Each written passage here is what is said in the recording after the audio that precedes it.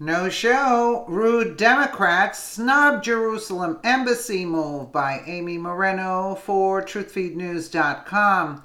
Why did Democrats refuse to attend the festivities surrounding the historic move of the U.S. Embassy to Jerusalem?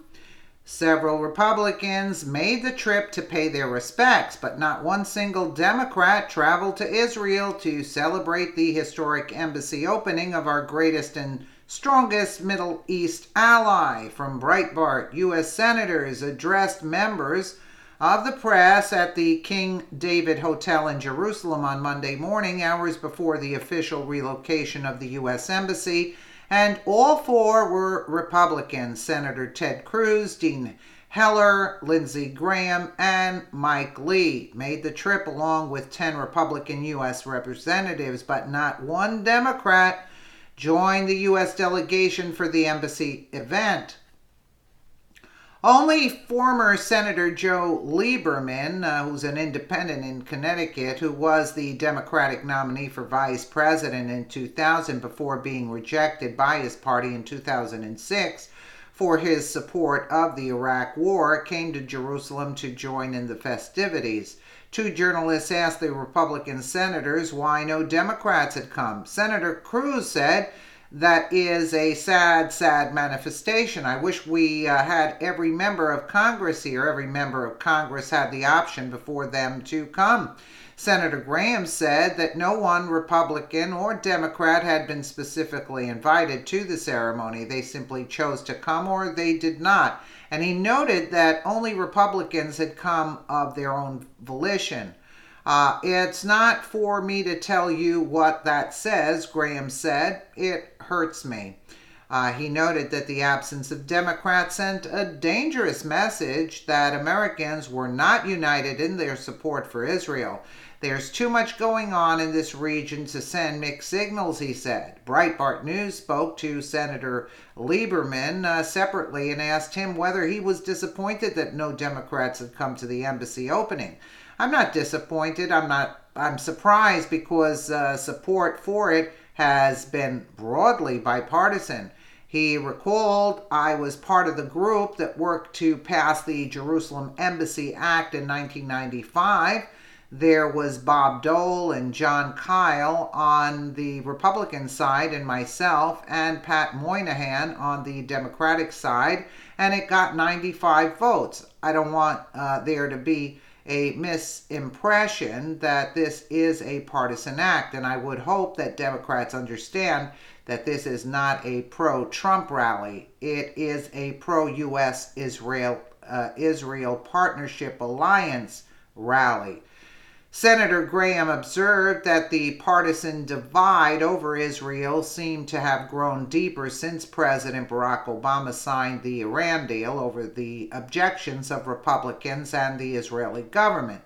Senator Lee noted that Iran deal had lacked the consent of the American people. There was no backup for this deal, not to the degree contemplated under the Constitution. Shame on them for not submitting it to the Senate. We had no business entering into an agreement like that with that many ramifications without the Senate backing it up. Lee praised President Trump's courage in deciding to move the embassy, as did Senator Heller. Except for President Trump and his promises made and promises kept during the last campaign, we wouldn't be here today, Heller said. Senator Cruz also praised Trump, likening his decision to that of President Harry S. Truman, a Democrat, to recognize Israel 70 years ago, 11 minutes after it declared independence. Graham agreed, calling the president's decision to move the embassy a strong, bold move, not just by the president, but by the American people. Trump has a new way about him, Graham added. He's not stuck into the swamp, for lack of a better word. If you have a problem with Jerusalem being the capital of Israel, I tell people in South Carolina somewhat jokingly, take it up with God, he said. Asked how the embassy move served American interests, Graham said, in a time of great turmoil and doubt, where the region is fracturing in many fissures. This is a certain statement that I think will give the region more certainty about who America is. Look at this as the cavalry coming in a symbolic and substantive way. Cruz added, by moving the embassy, America simultaneously makes clear that we are willing to stand with our friends and stand up to our enemies.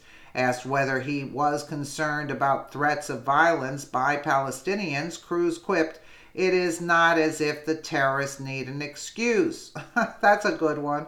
He added that Israel is more than ready for peace. The impediment to peace is Palestinian leadership that refuses to recognize Israel's right to exist as a Jewish state and continues to embrace and celebrate terrorism.